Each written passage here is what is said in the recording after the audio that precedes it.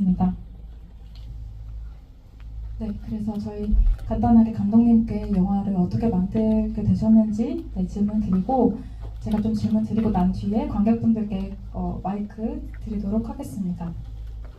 네, 감독님 우선 인사를 간단하게. 알던 사이라 제안을 받았습니다. 네, 그래서 시나리오를 쓰고 연출하게 되었습니다. 그러면 어쨌든 이 소설을 영화화한다는 게 사실은 굉장히 어떻게 보면 많은 부담이 있으셨을 것 같아요.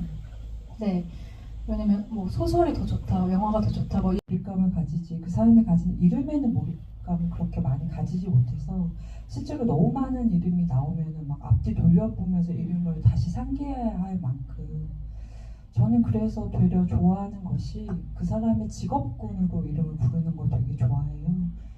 이게 성의 없이 보일 수 있겠지만 저는 그 인물한테 가장 빠르고 깊게 다가가는 방법 중에 하나라고 생각을 하거든요. 그래서 뭐 직함의 이름이라든지 아니면 뭔가 별칭이라든지 예를 들어 권 과장은 이름은 없고 그냥 권이라는 과장님 그리고 뭐 여사님은 여사님 이렇게 저는 부르는 게 더 그 사람한테 마음이 훨씬 가더라고요. 물론 그 사람의 마음이 간 다음에 이름이 호명이 되면 그 이름이 딱 붙겠지만 그 전까지는 저는 이름을 부르는 게 그다지 영화에서는 효과적이지 않다고 생각을 하기 때문에 이름을 잘 쓰지 않습니다. 이 영화에 나오는 그린과 레인이라는 이름도 되게 특이했던 것 같아요. 사실 영화에 잘 안 나와서 이게 저도 찾아보기 전엔 이게 정확히 어떤 이름인지 좀 몰랐던 것 같거든요. 근데 그 이름은 어떻게 생기게 된 이름인지도 좀 궁금합니다. 이것도 제 아이디어는 아니고 원작에 그대로 있는 아이디어 가져온 건데요. 저희 영화제가 부산국제영화제에서 첫 상영했을 때 작가님이 오셨었어요. 김혜진 원작자님 오셨었는데 그때 똑같은 질문이 나와가지고 그 질문을 작가님이 관객석에서 직접 대답을 하셨는데 그냥 아무 생각 없이 그 나이 때 쓸 것 같은 아이디어를 가지고 오셨다고 하시더라고요. 그런 단명한 이유가 있지만 어쨌든 제가 이걸 영화로 가져오려면 저만의 이유가 필요하니까 저는 이렇게 생각을 했어요. 어쨌든 저희 엄마 성격이라면 영화 속의 엄마의 성격이라면 그린의 이름도 되게 이쁘게 뜻깊게 잘 지어줬을 것 같거든요. 근데 그린과 레이는 본인이 그 이름들을 지었을 것 같은 거예요. 근데 본인이 지은 이름을 본인들이 호명을 한다는 것이 그 행위 자체가 둘한테 되게 어울린다 라는 생각을 해서 그 이름을 그대로 썼습니다. 그렇군요. 면이 있는데 그때 바깥으로 사람들을 부르면서 그 가족들을 부르고 그리고 젊은 부부랑 같이 사는 그 아이들도 같이 불러서 올라가는데 그 다음에 음식을 먹는 장면에서는 아이들은 없는 장면으로 봤거든요. 그리고 나서 다시 레인이 나가서 할머니 빵 구웠으니까 먹으러 나오라는 장면이 나오고 장기장으로 이어져서 저는 그래서 혹시 그 아마도 스트라이트로 보이는 부부의 그 아이들에게 같이 어울리자고 이야기하는 장면이나 모두가 같이 음식을 먹는 장면이 그 캐릭터가 바라는 사실이고 실제로 현실에서는 일어나지 않은 게 아닌가라는 생각도 들어서 그 장면이 어떻게 되는지 궁금합니다. 그러면 바라는 상상 혹은 누군가의 바램이라고 느끼신 거예요? 아니 빵 구웠으니까 먹으러 나온 장면이 두 번 나와서 이게 상상인지 현실인지 헷갈려서 어떤 거 같으세요? 둘 중에?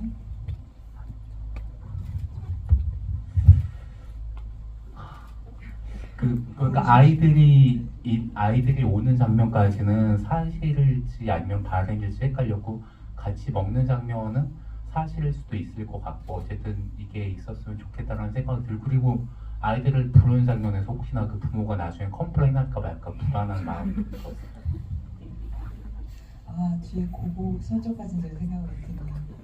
근데 이 씬에 대해서 뭐랄까 저 영화에서 보게 되는 게 되게 튀는 장면이잖아요. 뭔가 이거 편집 잘못된 거 아니야? 라고 실제 저희 믹싱 하러 처음 갔을 때 믹싱 감독님께서 빨 잘못 보냈다고 코 튀는 거 있다고 라고 하실 만큼 뭔가 불쑥 튀어나오는 장면인데요. 그런 거 같아요. 관객분들 만나뵈면 이 질문이 많이 나오기도 하는데 둘 중 하나로 보시는 것 같아요. 누군가의 꿈, 그러니까 어떤 바램을 담은 환상식이거나 또 하나는 옷은 똑같지만 뭔가 일상의 반복 중에 자연스럽게 일어났었고 자연스럽게 저희가 돌아가셨던 게 아닐까라고 크게 뭐 8대2 정도의 비율로 환상이 더 가깝긴 한데 의견을 들어보면 저는 이렇게 의견이 나뉘는 것도 굉장히 저 영화가 그나마 할 수 있는 좋은 일이라고 생각을 하는 게 저도 제 영화를 만들면서 정답을 찾아가는 과정이라고 생각했지만 정답이 없더라고요. 그리고 그 정답은 저한테도 없고 오로지 보는 각 개개인에게 있다는 생각이 들면서 제가 의도한 바가 의도한 만큼 전달해지지 않고 혹은 의도한보다 더 크게 혹은 더 작게 여러분의 반응들을 들으면서 그거 자체가 각자의 영화관의 층위를 높이고 다양한 답변들을 찾아가게 만들어 주셔서 저는 그거에 대해서 이렇게 아리송하게 대답을 드립니다. 둘이 이제 손잡고 건너는 걸 이렇게 엄마가 마주보고 걷는 그 되게 생각에 잠겨있는 표정으로 나오거든요. 그래서 요 굉장히 다양한 엔딩을 아마 뭔가 염두에 두셨을 것 같은데 그 엔딩을 선택하신 이유가 또 무엇인지 궁금합니다. 실은 참 영화가 연출자 마음대로 안 되는 것 같아요. 이 말씀 드린 이유는 뭐냐면 그 횡령보도시 마지막 장면은 1차 편집을 다 하고 모니터링을 받고 추가로 촬영한 장면인데요. 원래 제가 생각한 엔딩은 엄마가 잠자면서 끝나는 거였어요. 물론 거기서 끝나도 어떤 분들은 엄마의 변화를 느끼셨을 수도 있지만 제가 모니터링을 장례식장에서 끝내는 걸로 받았을 때는 엄마의 변화가 느껴지지 않는다는 모니터링을 되게 많이 받았어요. 엄마가 그래서 변한 거야? 레인과 제이를 만나면서 엄마에게 어떤 변화가 생긴 거야? 근데 그게 좀 미비하다? 너무 보이지 않는다? 라는 피드백을 듣고 해를 넘겨서 봄에 다시 그 장면을 찍어서 넣었죠. 그래서 저는 아직도 뭔가 좀 톤이 딱 맞지는 않는다는 아쉬움이 있는데 그 횡단보도 장면 같은 경우는 앞에서의 엄마의 장면과 비교해보면 엄마의 변화가 확실히 드러나는데 버스 안에서 엄마가 어떤 깔깔거리는 두 여성의 뒷모습을 보고 씁쓸하게 보다가 나중에는 영화 엔딩에서는 그 아이들은 아니겠지만 그 연인으로 보이는 아이들의 앞모습을 보고 걔네들이 친구가 아니라 연인일 수 있겠다는 걸 알아채거든요. 그러면서 약간 알 듯 모를 듯한 미소를 지은 상태에서 제가 커트 엔딩을 넣음으로써 그러니까 엄마의 변화가 있다.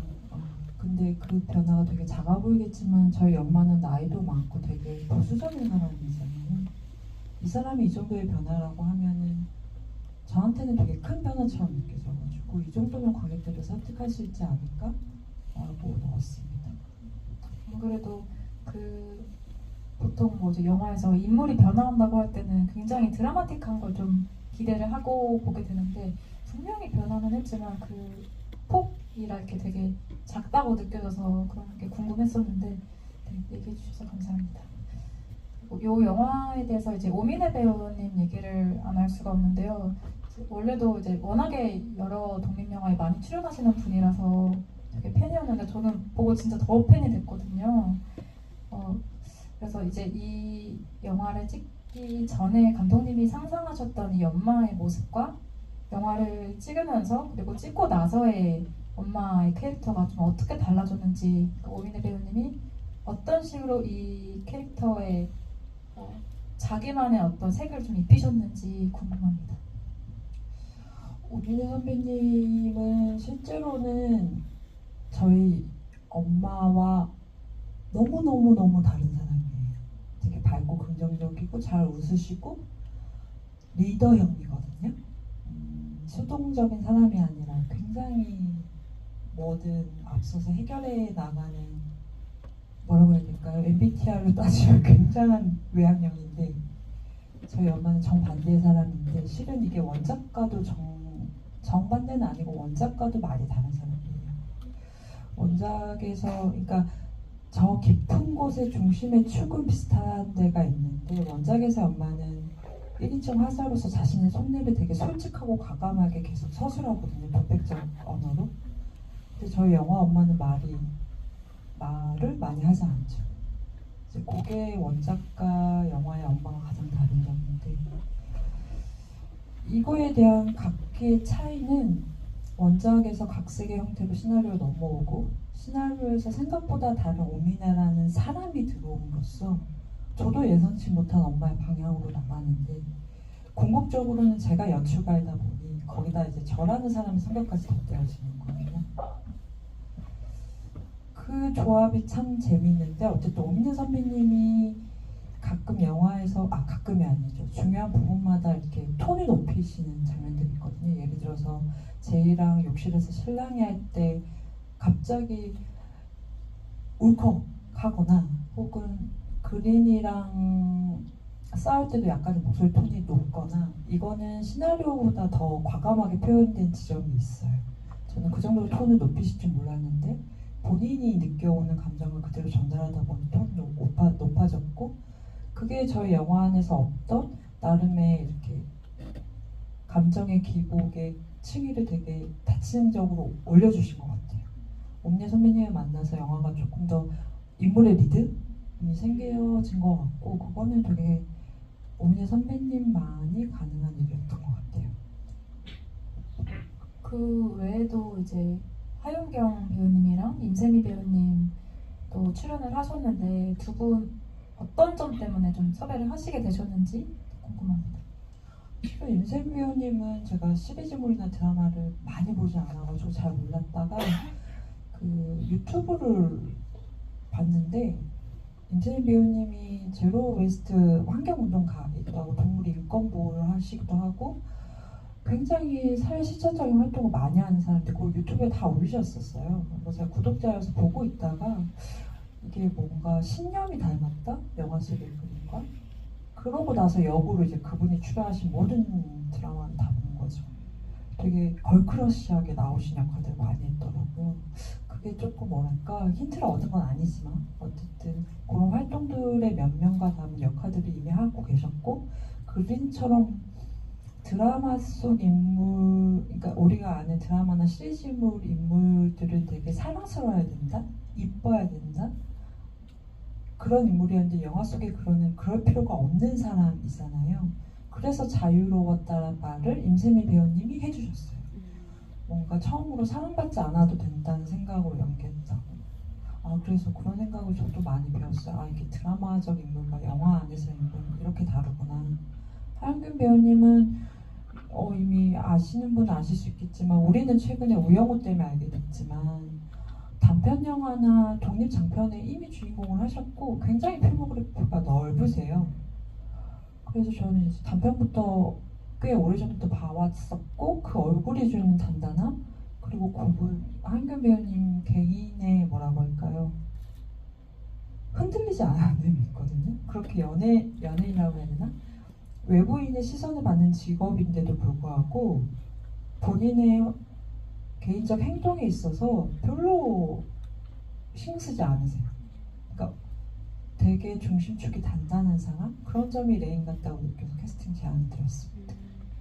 네. 이쯤 듣고 또 관객분들 혹시 더 궁금하시거나 나눠주실